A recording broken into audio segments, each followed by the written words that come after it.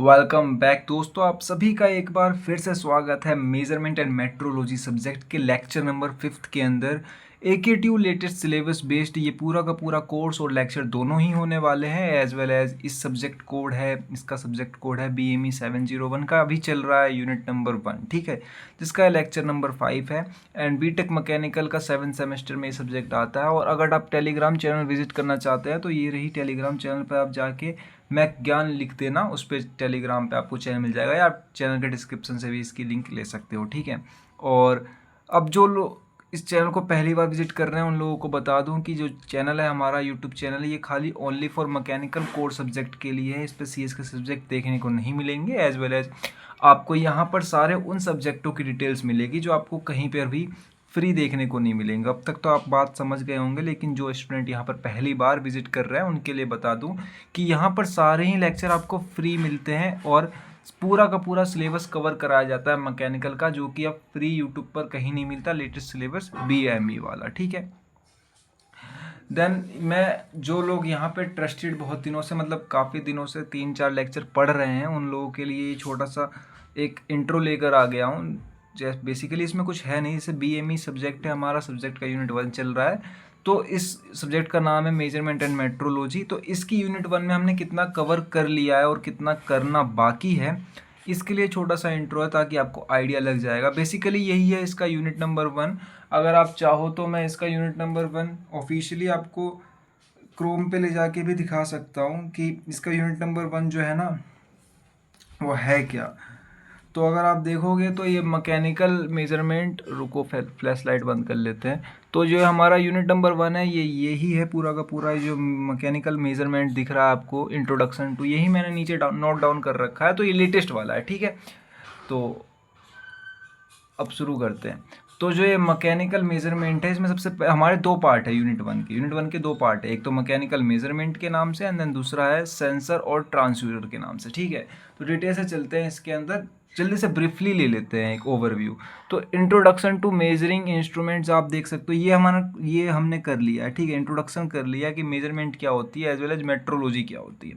Generalise concept या फिर जनरलाइजर management system, ये भी हमने कर लिया है। इसके अंदर एक छोटा सा पार्ट और आता है, स्टैंडर्ड्स, ठीक है। ये भी टॉपिक हमने कवर कर लिया है।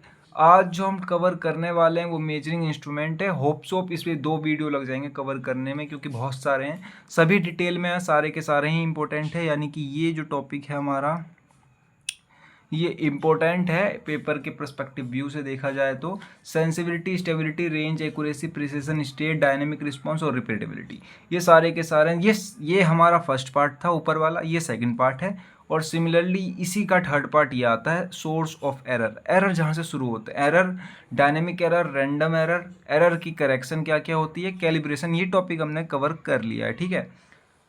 उसके अलावा जो हमारा बचता है लास्ट के टॉपिक, मेरे ख्याल से आगे जो लेक्चर लगने वाले हैं मुश्किल मुश्किल 4 या 5 और लगेंगे, पूरा ही यूनिट खत्म हो जाएगा, फिर मैं एक 1 शॉट बनाकर डाल दूंगा इसके ऊपर। एंड जो ये टॉपिक है हमारी सेंसर एंड ट्रांसड्यूसर, तो आप लोग जानते होंगे कि लेक्चर नंबर 1 मेरा इसी के ऊपर था, तो ये सारे टॉपिक कवर हो गए। तो इतना कुछ हमने यूनिट 1 में अभी कवर कर लिया है, बहुत छोटा सा सामान बचा हुआ है। मेजरिंग इंस्ट्रूमेंट हम आज कवर कर लेंगे, तो बचा हमारे खाली एरर बच जाएंगे, ठीक है। एरर एक वीडियो में और लगेगा, उसे कवर कर लेंगे। देन शुरू करते हैं आज का लेक्चर। तो ये लेक्चर नंबर 5 होने वाला है, ये तो आप लोगों को पता होगा ही, एंड यूनिट नंबर 1 है। तो आज हम लोग क्या क्या कवर करने वाले हैं, बेसिकली वो मेन बात है, ठीक है। तो एक्यूरेसी ऑफ मेजरमेंट, मेजरमेंट के अंदर हमने दिखाया था कि मेजरमेंट इंस्ट्रूमेंट के अंदर हम एक्यूरेसी पढ़ेंगे आज, प्रिसिशंस पढ़ेंगे, सेंसिबिलिटी, रीडेबिलिटी, रिप्रोड्यूस, जैसे यहाँ पे बिलिटी होना चाहिए था, मैंने यहाँ पे बिटी लिख रखा है बस खाली, रिप्रोडक्टिबिलिटी, ठीक है, रिप्रोडक्टिबिलिटी, ठीक, रिप्रोडक्टिबिलिटी हम पढ़ने वाले हैं। और ये टॉपिक हमने पढ़ लिया है, मैंने दोबारा से मेंशन कर दिया था, तो इस टॉपिक को ध्यान मत देना। कैलिब्रेशन हमने पढ़ लिया है, इससे प्रीवियस लेक्चर में ही हमने कैलिब्रेशन पढ़ा है, तो ये टॉपिक जो है ना हमने पहले से ही पढ़ लिया है। और ये बात है, ये टॉपिक इस लेक्चर में कवर नहीं हो पाएगा क्योंकि वैसे भी वीडियो बहुत बड़ी हो जाएगी, ठीक है। तो ये वाला टॉपिक नेक्स्ट लेक्चर में देखेंगे। अगर आप अभी तक वीडियो को लाइक नहीं किए हो तो कर दो, कोई डाउट हो तो फटाक से कमेंट कर दो, किसी दोस्त को चाहते हो तो शेयर कर दो, पहली बार ही चैनल विजिट कर रहे हो तो सब्सक्राइब कर लो, क्योंकि कोर मैकेनिकल के यहाँ पे सारे सब्जेक्ट्स आपको फ्री मिल जाएंगे और जो कि यूट्यूब पर आपको एक जगह पर कहीं देखने को नहीं मिलेंगे। तो शुरू करते हैं। तो लेक्चर नंबर 1 यूनिट नंबर 1 का पेज नंबर 1, ठीक है, ये है हमारा पेज नंबर 1। तो मैं आपको दिखाता हूँ पेज नंबर 1 में भी किधर गया।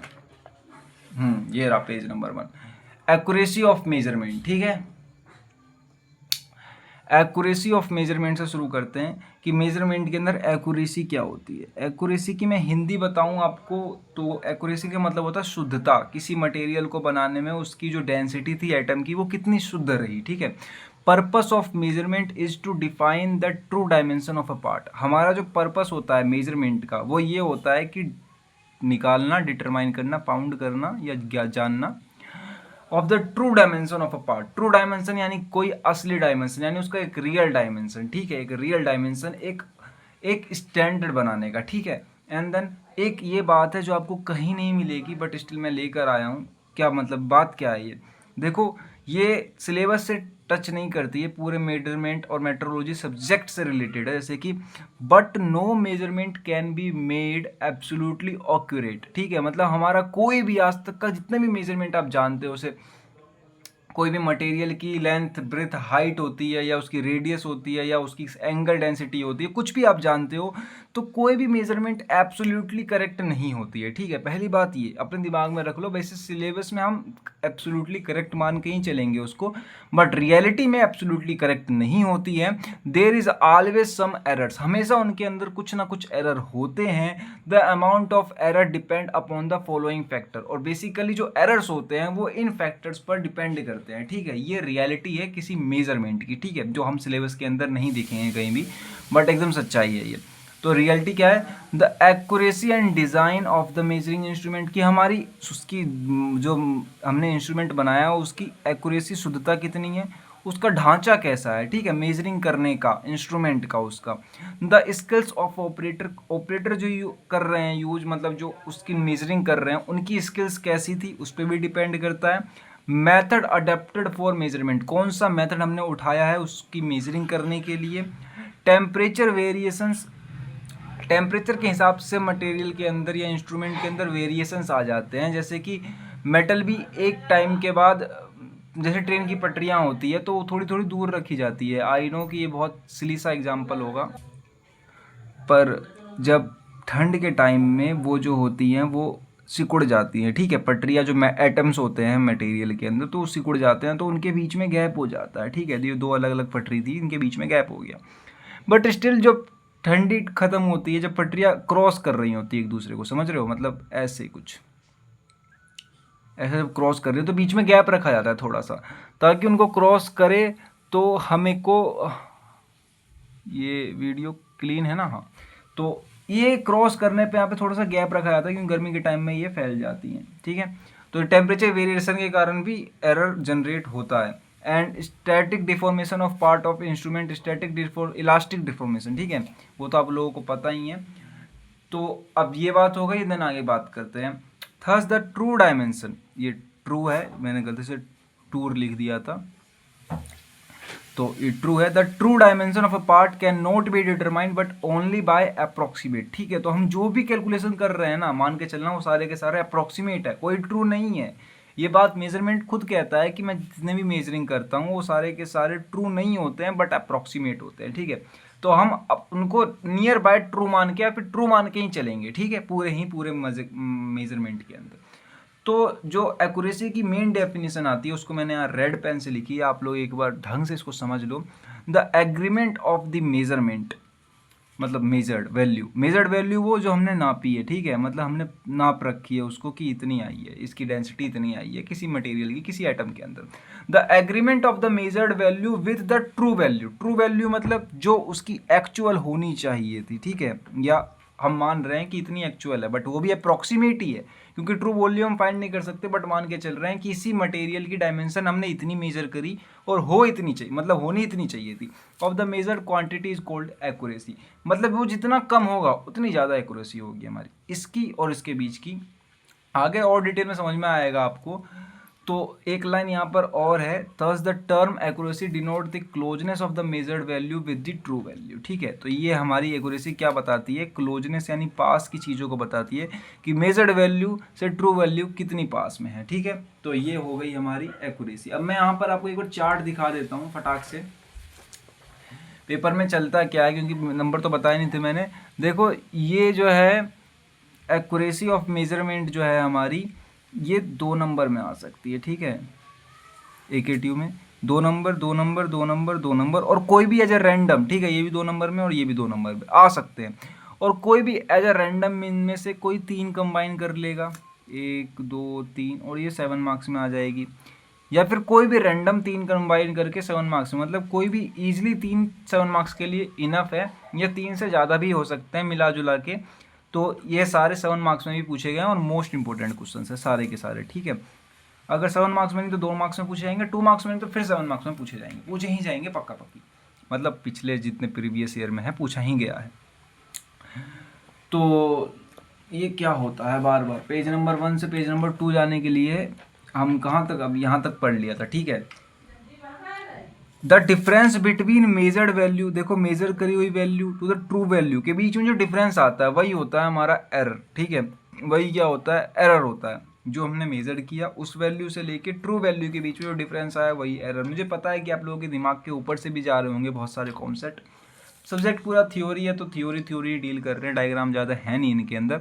The lesser error more is accurate, मतलब अगर हमारे एरर कम हुए तो एक्यूरेसी ज़्यादा हुई। यही लाइन पहले हुई थी, मतलब घुमा फिरा के सेम ही चीज़ है, आप एक चीज़ समझ लो उसको ही बार बार लिखते रहना। Third the term accuracy denote the closeness, जितनी पास होगी मेजर्ड वैल्यू ट्रू वैल्यू के उतनी अच्छी होगी एक्यूरेसी, और जितनी दूर होगी उतनी ही ज़्यादा होगी एरर। और यहाँ पे लिखा हुआ है एरर कम तो एक्यूरेसी ज़्यादा। ठीक है, अब एक दूसरा टर्म आता है प्रिसिशन, ये भी 2 मार्क्स के लिए इंपॉर्टेंट है। बेसिकली अगर दोनों साथ में पूछ लिया जाए तो आप एक लाइन लिख सकते हो, the term precision and accuracy are used in connection with the performance of the instrument. किसी भी इंस्ट्रूमेंट की परफॉर्मेंस बढ़ाने के लिए हम प्रिसिशन और एक्यूरेसी जो टर्म और कंडीशन लगाते हैं, कनेक्शन करते हैं किसी भी इंस्ट्रूमेंट की परफॉर्मेंस को बढ़ाने के लिए, दोनों की मिला जुला के एक लाइन। और यहाँ पर मैंने सोचा था कि प्रिसिशन को अलग तरीके से पढ़ाऊंगा एज वेल एज एक्यूरेसी अलग, बट स्टिल मैंने फिर एक आइडिया निकाला कि दोनों का ऐसे समझो आपको ऐसे और ढंग से समझ में आएगा। ठीक है, मतलब आप पेपर में भी ऐसा ही लिखना है, इसको थोड़ा अच्छा भी लगता है देखने में और इजीली समझ में भी आ जाता है। एक्यूरेसी क्या है, accuracy is the degree of closeness of the measurement to the target and reference value, that means true value. ठीक है, याद रखना कि रेफरेंस वैल्यू ट्रू वैल्यू है, कि हमारी रेफरेंस वैल्यू से मेजर्ड करी गई वैल्यू, टारगेट वैल्यू भी हमारी ट्रू वैल्यू है, रेफरेंस वैल्यू भी ट्रू वैल्यू है। Accuracy is the degree of closeness, degree बता रही है क्लोजनेस की, ऑफ द मेजरमेंट्स, मेजरमेंट मतलब measured value to the target और रेफरेंस ट्रू वैल्यू। और प्रिसिशन क्या बताता है, precision is the degree of closeness of measured with each other. जैसे कि मैं बताता हूँ, मान लो ये कोई मटेरियल था, इसकी डायमेंशन यहाँ से यहाँ तक x थी एज वेल एज यहाँ से यहाँ तक y थी, तो हमने 2 बार इसको अलग अलग नापा, मतलब पहली बार भी नापा एंड दोबारा भी नापा। तो जब पहली बार नापा और दोबारा नापा, दोनों बार हमने मेजर किया इसको, तो दोनों के बीच में जो क्लोजनेस आई है, मान लो पहली बार आया 7.25 mm इसकी ब्रेथ, ठीक, मतलब इसकी ब्रेथ, और इसकी जो हाइट आई वो आई 2.25 mm। तो दूसरी बार जब हमने नापा तो भी इसके अप्रॉक्सीमेट 7.15 mm, मतलब हमने दोनों अलग अलग मेथड से नाप के देखे तो भी इसकी breadth near about to same आई, तो डेट इज प्रिसिशन। ठीक है, कि कितनी पास आ रही है, कितना एक्यूरेट है ये मटेरियल। और एक्यूरेसी कितनी है, एक्यूरेसी मतलब कि ट्रू वैल्यू थी उसकी 7.30 mm, तो कितने पास आई वो 7.25।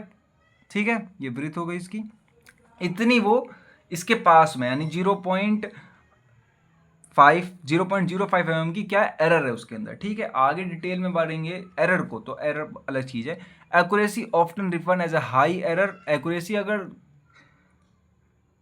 कम मतलब खराब होती है या कम होती है किसी मटेरियल की तो बहुत बड़ी एरर निकलती है, क्योंकि ऑब्वियसली बात है ट्रू वैल्यू से कम फर्क पड़ता है। बट जो प्रिसिशन होती है ना, वो रिपीटेबिलिटी और रिप्रोडक्टिविटी एरर को जनरेट करती है, जो इतनी हाई नहीं होती है, बट हाँ ये होता है कि आपके हर प्रोसेस में एरर थी। ठीक है, तो ये आगे एरर तो अलग ही हो जाएगा, तो एरर जब पढ़ेंगे तो समझ में आएगा और डिटेल से।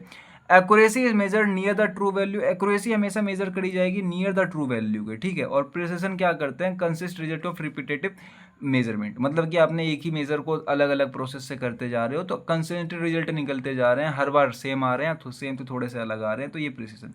मैं आपको ये हिंदी में बताऊं तो देखो ये होती है शुद्धता, ठीक है, कि मटेरियल कितना आपका शुद्ध था, उसमें डेंसिटी कितनी मटेरियल कितने एटम की थी। और जो ये होती है प्रिसिशन, ये होती है सटीकता, कि आपकी मटेरियल कितने डायमेंशन के साथ ट्रू है, ठीक है, ट्रू डायमेंशन आपकी कितनी सटीक है, और ये है शुद्धता। अगर अभी भी समझ में नहीं आया तो मैं आप लोगों के लिए लेकर आया हूँ ये बेहतरीन सा डायग्राम, ठीक है, बेहतरीन सा डायग्राम। ये diagram most most most important है, देखो मैंने लिख भी रखा है, most most most important diagram, ठीक है, मतलब इतना इंपॉर्टेंट डायग्राम है, जितना ये टॉपिक इंपॉर्टेंट है उतने ये डायग्राम इंपॉर्टेंट। ये डायग्राम जो है ना, अगर आपने डायग्राम बना दिया तो डैट मीन्स आपकी कोई नंबर नहीं काट सकता है, भले आपने कुछ लिखा है नहीं लिखा है, डायग्राम के आपके 2 या 3 नंबर 7 नंबर क्वेश्चन में फिक्स हो जाते हैं, जो कोई नहीं काट सकता है, ठीक है।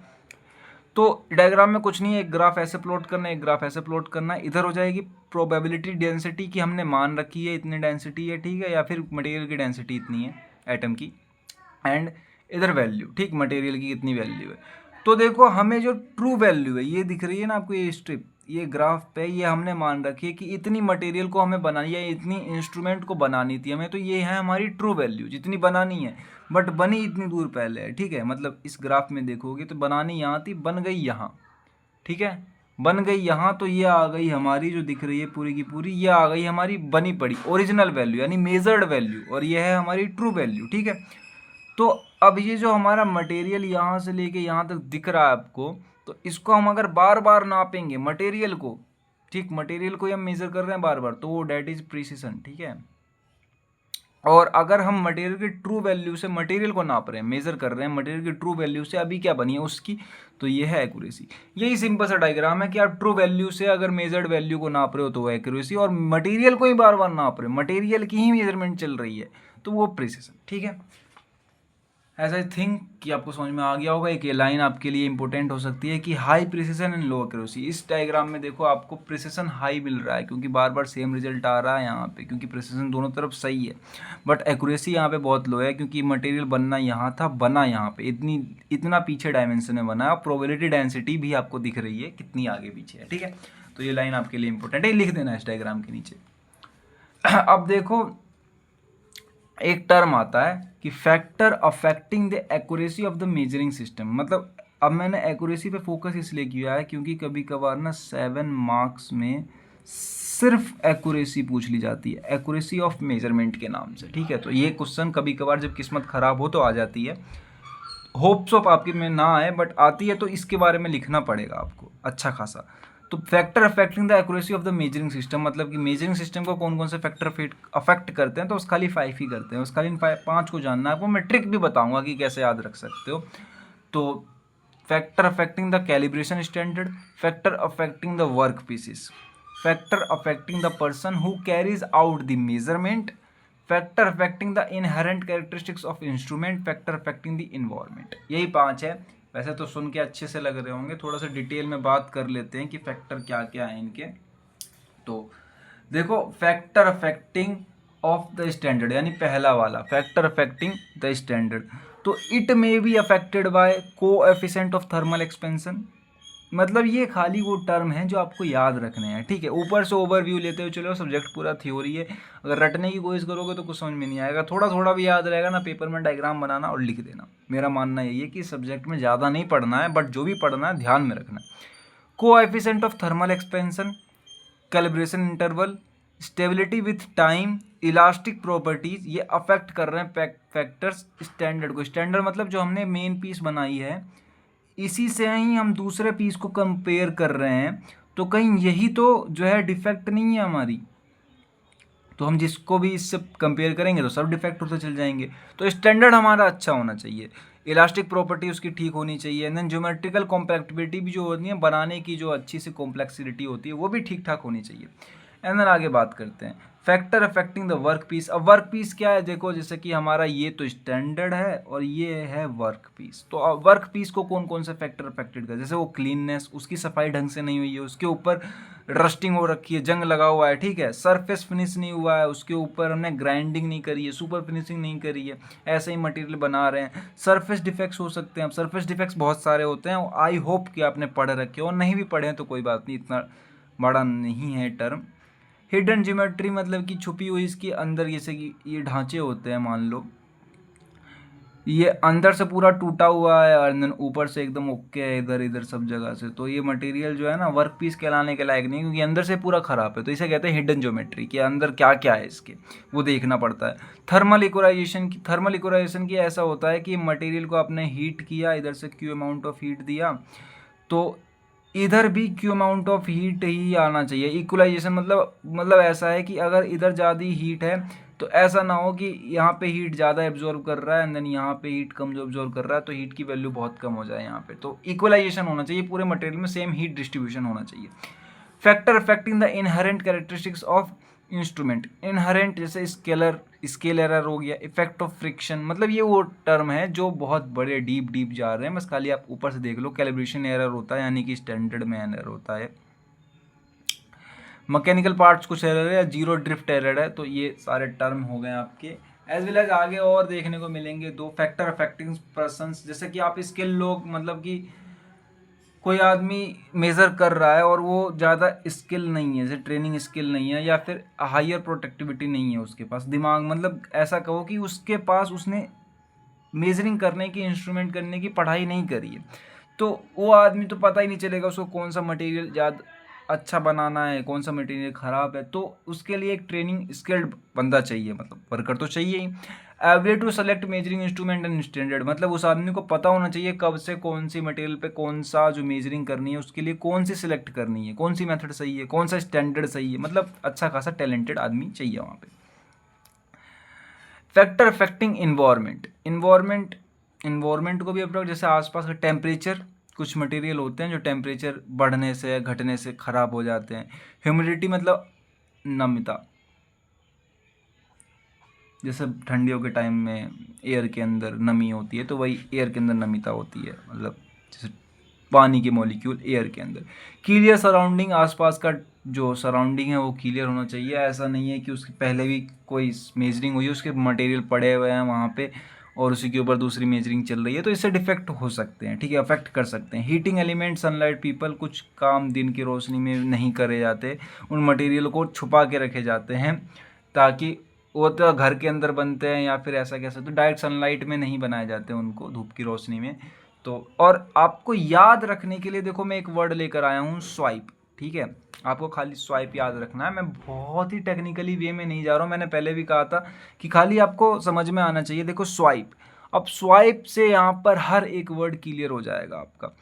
एस से स्टैंडर्ड, डब्ल्यू से वर्क पीस, आई से इंस्ट्रूमेंट, पी से पर्सन एंड ई से इन्वायरमेंट, ये सारे चीज़ अफेक्ट करती है किसी की एक्यूरेसी को, किसी मेजरिंग इंस्ट्रूमेंट की एक्यूरेसी अफेक्ट करने के यही 5 कैरेक्टर्स हैं। एस से स्टैंडर्ड, डब्ल्यू से वर्क पीस, आई से इंस्ट्रूमेंट, पी से पर्सन, ई से इन्वायरमेंट, इसे कहते हैं स्वाइप। इसको याद कर लेना, ठीक है। और इतनी मेहनत मैं कर रहा हूँ आप लोगों को, अगर वीडियो अच्छी लग रही हो तो लाइक कर देना, एज वेल एज किसी दोस्त को चाहो तो शेयर कर सकते हो, और कोई भी डाउट आए तो कमेंट करके बेझिझक बता देना। और टेलीग्राम चैनल लिंक यही है, मैं ज्ञान, आप टेलीग्राम पे जाके ज्वाइन कर लो अगर आपको नोट्स चाहिए तो। और नोट्स यूट्यूब पे अवेलेबल नहीं है क्योंकि पीडीएफ का फॉर्मेट नहीं अपलोड हो पाता यूट्यूब पे, तो टेलीग्राम पे ही अपलोड कर दूंगा मैं। तो चलो आगे चलते हैं फिर।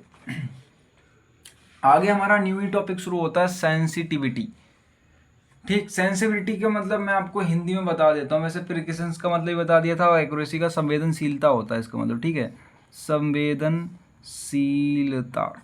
मैं हिंदी इसलिए बता देता हूँ क्योंकि आधे से ज़्यादा लोग जो है ना हिंदी समझते खाली समझ जाते हैं, इंग्लिश थोड़ी कॉम्प्लिकेटेड होती है, I know very well, but संवेदनशीलता डेट मीन्स आपके कोई भी एक एलिमेंट है जैसे आपने बना रखा है, ठीक है, और इसमें टेम्परेचर बढ़ने के कारण इसमें थोड़ा सा डिफॉर्मेशन आ गया, मतलब 0.1 mm का, ठीक है, डिफॉर्मेशन आ गया है, तो ये संवेदनशील बता है, मतलब सेंसिटिविटी इसकी हाई है, सेंस करने की क्षमता हाई है, तो ये बता देगा कि इसके अंदर एरर आ गया है, ठीक है, तो ये हाई होनी चाहिए किसी मेजरिंग इंस्ट्रूमेंट की। सेंसिटिविटी में भी define as the rate of the displacement of indicating device और ऑफ इंस्ट्रूमेंट। मैं बता रहा हूँ कि अगर आपको ये ऊपर वाली डेफिनेशन समझ में ना आए तो मैंने एक आगे बहुत ही अच्छी डेफिनेशन लिख रखी है उसकी, वो देख लेना। हाँ, मेन चीज़ ये है कि इसको इस नाम से भी जाना जाता है और इस नाम से भी जाना जाता है, तो ये याद रखना। एम्पलीफिकेशन फैक्टर भी सेंसिटिविटी ही होता है, कभी कभार पेपर में घुमा के पूछ लिया जाता है, और as well as gearing ratio भी हमारा सेंसिटिविटी ही होता है, तो पूछा के मतलब घुमा के पूछ लिया जाता है, 2 मार्क्स के लिए इंपॉर्टेंट है। और एज वेल एज अगर मिलाकर आया, कंबाइन होकर आया, तो 7 मार्क्स में भी ये क्वेश्चन आ सकता है, ठीक है। तो sensitivity of A instrument is the ratio of the scale spacing and the scale division value.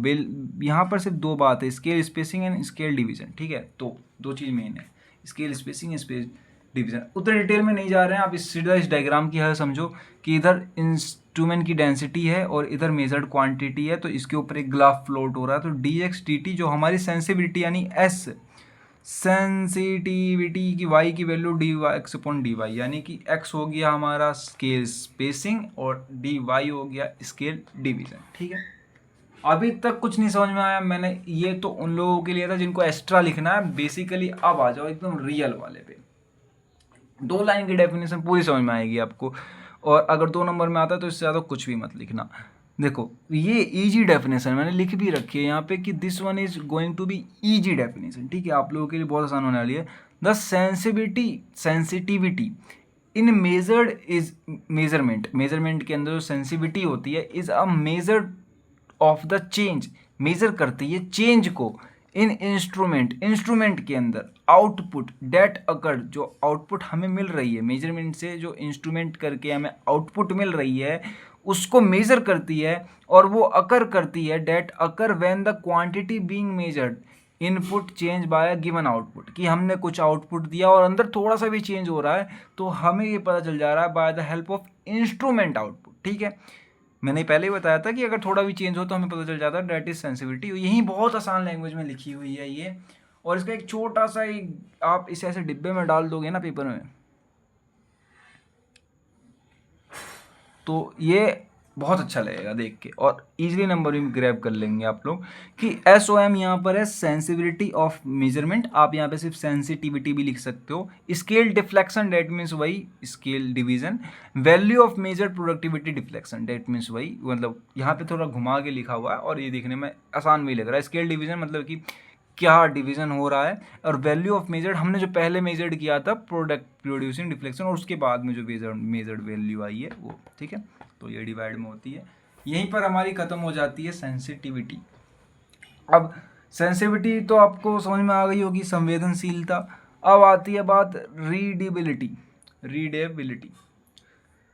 Readability मतलब यही कि आप जो, वैसे हिंदी में इसको बोलते हैं स्पष्टता, मतलब हिंदी समझ लो आपको सब समझ में आ जाएगा। सब्जेक्ट बहुत ही ज़्यादा थ्योरी है और मैं बहुत खंगाल के लिख रहा हूँ इसकी थ्योरी। आप देखोगे तो मैंने सिर्फ एक लेक्चर के लिए कितना कंटेंट लिखना पड़ रहा है। वहीं न्यूमेरिकल सब्जेक्ट होता तो यूनिट भी खत्म हो गई होती।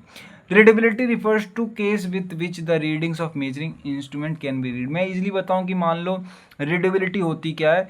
आप कोई मटेरियल है, कोई भी ऐसे सर्कल है, ठीक है, इसका डायमीटर आप रेडियस या जो भी है चेक कर रहे हो, तो रेडियस आपकी 0.0002 mm में दिखा रहा है वो, तो डैट मीन्स यहाँ पर आपको इस जीरो को मिला, ये जीरो मिला, मतलब पॉइंट के बाद आपको 3 डेसिमल और मिल रहे हैं, यानी इस जो मेजरिंग इंस्ट्रूमेंट है इसकी रीडेबिलिटी और हाई है, मतलब आपको पॉइंट के बाद भी आपको 3 डिजिट मिल रही है।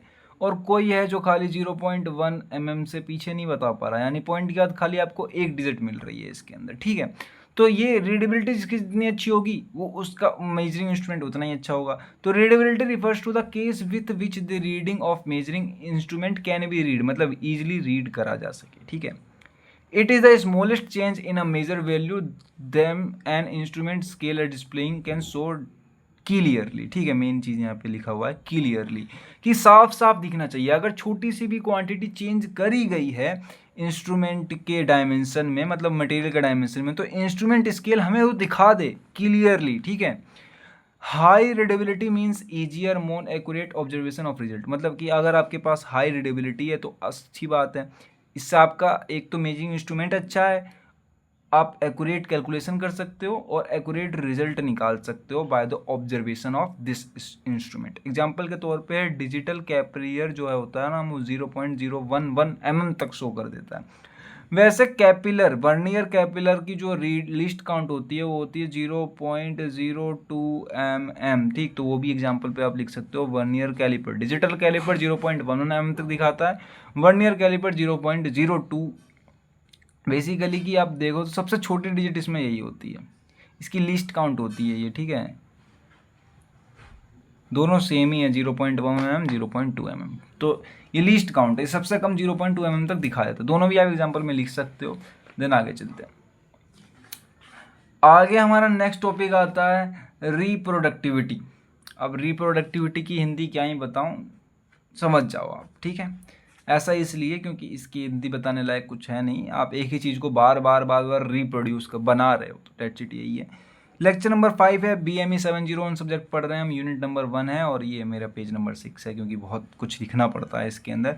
रिप्रोडक्टिविटी is a consisting of pattern of variation is a measurement that is closeness to the agreement between the result of measurement of the same quantity and individual.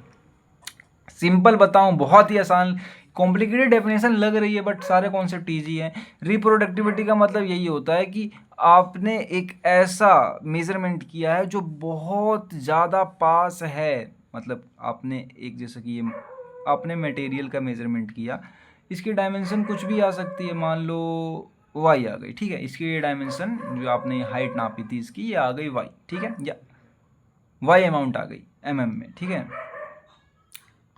तो रिप्रोडक्टिविटी क्या होती है? रिप्रोडक्टिविटी कंसिस्टिंग ऑफ पैटर्न, ठीक, consist हैं ये patterns के, कि जैसे ये एग्रीमेंट है क्लोजनेस का कि ये जो वाई आई है ना, दूसरी बार जब आप रिप्रोड्यूस करो तो डैट मीन्स कि आपकी जो रिप्रोडक्टिविटी है भाई, ये वाई ही आनी चाहिए, ठीक है। मतलब इसकी हाइट दोबारा इतनी ही आनी चाहिए। आप रिप्रोड्यूस कर रहे हो, जैसे कोई एक मटेरियल बनाया, ये इतने अमाउंट में बन रहा है, ये इतने अमाउंट में बन रहा है, तो सारे सेम बनने चाहिए, रिप्रोडक्टिविटी हाई होनी चाहिए, ठीक है। तो reproductivity the consist of a pattern variation. Pattern variation मतलब कि आपने अलग अलग पैटर्न के बनाए, वेरिएशन बहुत सारे हैं उसके अंदर, मल्टीपल्स कंपोनेंट हैं। To measure that is a closeness of agreement between the result of measurement of a same quantity when individual. या आप ऐसे भी समझ सकते हो, जो यहाँ पे आगे लिखा पड़ा है कि मेजरमेंट आर कैरीड आउट, ऐसे ऐसे करे जाते हैं कि एक आपके पास मटेरियल है जिसको आपने नापा, इसकी डायमेंशन वाई आई है, तो आप इसको डिफरेंट अलग अलग जगह ले जाके सब जगह ले जाके नापोगे तो इसकी सब जगह डायमेंशन सेम आनी चाहिए। तो ये एक अच्छा मेजरमेंट, मतलब मेजरिंग इंस्ट्रूमेंट माना जाएगा, या मेजर्ड करी हुई वैल्यू मानी जाएगी। Measuring carried out by different observer, यानी अलग अलग आदमी निकाल के चेक करें। बाय डिफरेंट मेथड, बहुत सारे मेथड से चेक करो। बाय लिखो या यूजिंग लिखो, डिफरेंट इंस्ट्रूमेंट, हम अलग अलग इंस्ट्रूमेंट से मेजर कर रहे हैं बट उतनी ही आनी चाहिए। मान लो कि 0.7117 mm है, तो इतनी ही आनी चाहिए। या तो अलग आदमी चेक करे, मेथड अलग लगाए, या इंस्ट्रूमेंट ही अलग यूज करे, तो भी इतनी आनी चाहिए। And under different conditions, location, time. जैसे कि मैं बताता हूँ आपको, जैसे गाड़ी का इंजन बनता है, बाइक का या कार का, तो उस इंजन के अंदर ना हीट जनरेट होती है और वो हीट चेंज हो जाती है मैकेनिकल एनर्जी में, हीट एनर्जी से मैकेनिकल एनर्जी में। तो यहाँ पर एक टैंक लगा हुआ होता है जहाँ पर हम फ्यूल स्टॉक करते हैं, ठीक है। तो ये हीट अगर यहाँ तक पहुँच जाए, या बहुत देर से इंजन चल रहा है, तो टैंक और इसको हम पास में नहीं रखते हैं, दूर दूर रखते हैं। रीज़न कि टैंक जो है ना, वो इसके अंदर पेट्रोल है और पेट्रोल को बर्न होने के लिए हमें चाहिए होता है हीट, इसलिए हम इसको दूर दूर रखते हैं। बट आइडियली केस में मान लो कि आप टैंक की जो सराउंडिंग थी, यानी जो वॉल्स थी ना, वो जिस मटेरियल की बनाई हुई थी ना, वो बस खाली ज़्यादा से ज़्यादा 20 डिग्री सी पे ही पिघल जाती, ठीक है, पिघल जाती। इसलिए कहा है कि under different condition, locations, times, ठीक है, अलग अलग कंडीशन, डिफरेंशन, लोकेशन, टाइम, सब में चेक करा जाता है मटेरियल कि सही है कि नहीं। तो अगर 20 डिग्री पे ये पिघल जाती, तो अगर इसको बहुत दूर भी रखोगे तो बेसिकली बाइक और कार के पास इंजन भी होगा, टैंक भी होगा, अगर ये पिघल गई तो ऑब्वियस सी बात है बहुत डैमेज बैठेगा, जो चला रहा होगा उसको भी, और बाइक गाड़ी को तो बैठेगा ही बैठेगा। तो इसलिए हर मटेरियल की उसकी मैक्सिमम टेम्परेचर पॉइंट चेक करी जाती है, उसको अलग अलग वेरिएशन ऑफ टेम्परेचर से गुजार के ऐसे हार्डनेस हो जाती है उसकी। वैसे ये सारी मैकेनिकल इंजीनियरिंग की एमपी सब्जेक्ट के अंदर सिलेबस के अंदर था, आपको नहीं पढ़ना है, ये अपने सिलेबस में नहीं है। और इतनी मेहनत मैंने करी यार, एक लाइक कर देना, आपकी एक एक लाइक से मोटिवेशन मिलती है नेक्स्ट वीडियो बनाने की, क्योंकि वैसे भी यूट्यूब पे कोई पढ़ा नहीं रहा है इस सब्जेक्ट को, दिल से बताऊं तो, और मुझे भी कुछ मिल नहीं रहा है इसको पढ़ाने से, बस आप लोगों के लिए पढ़ा रहा हूँ। तो एक लाइक कर देना और एक अच्छा सा कमेंट कर देना नेक्स्ट पार्ट के लिए, क्योंकि मुझे पता है कि ये टाइम बहुत ही ज़्यादा इंश्योर है आप लोगों के लिए। सीटी भी शुरू होने वाले हैं, कुछ कॉलेजों में हो भी गए होंगे, सीटी मतलब सेशनल। तो मुझे भी अच्छा लगता है जब आप लोग कमेंट करते हो और बताते हो कि आपको भी वीडियो कैसी पसंद आ रही है, बेकार लग रही है, या कुछ मुझसे गलती हुई हो तो बता दो मेरे को कमेंट में लिख के। क्योंकि अब जो है ना, अब बस ज़्यादा से ज़्यादा 2 या 3 लेक्चर आपके और लगने वाले हैं इसमें। उसके बाद मैं इसका यूनिट 1 का सीधा वन शॉट लेकर आऊँगा। अब जिन लोगों ने पहले कवर कर लिया है, जिन लोगों ने यूनिट नंबर 1 पढ़ ली है पूरी लेक्चर वाइज, तो वो वन शॉट को 2x पे देख लेना, आपकी रिवीजन हो जाएगी पेपर से पहले। या फिर ऐसा जिन्होंने बिल्कुल भी नहीं पढ़ा है, कुछ तो ऐसा ही होते हैं जो सिर्फ यूनिट को वन शॉट में ही पढ़ते हैं और निकल जाते हैं मतलब पेपर देने, तो उन लोगों के लिए तो लेक्चर किसी काम की नहीं है। तो उन लोगों के लिए मुझे वन शॉट बनाना पड़ता है। वैसे वन शॉट में ज़्यादा ज्ञान नहीं होगा, सबसे ज़्यादा अच्छे ज्ञान लेक्चर में ही थे, मैंने बहुत डिटेल में बताया है। वन शॉट में मैं ओवरव्यू लेते हुए चलूँगा, 1 घंटे में सब कुछ निपटा दूंगा, मतलब कंटेंट इतना ही मिलेगा, बट मैंने बिल्कुल डेप्थ में कुछ नहीं बताया। लेक्चर इज अच्छा, बट आपने लेक्चर पढ़ लिया है तो दोबारा लेक्चर मत पढ़ना, आप सीधा इसका रिवीजन ले लेना वन शॉट का, एंड देन गो थ्रू कर देना। चलो मैं मिलता हूँ आपको नेक्स्ट वीडियो में, तब तक के लिए bye bye and take care.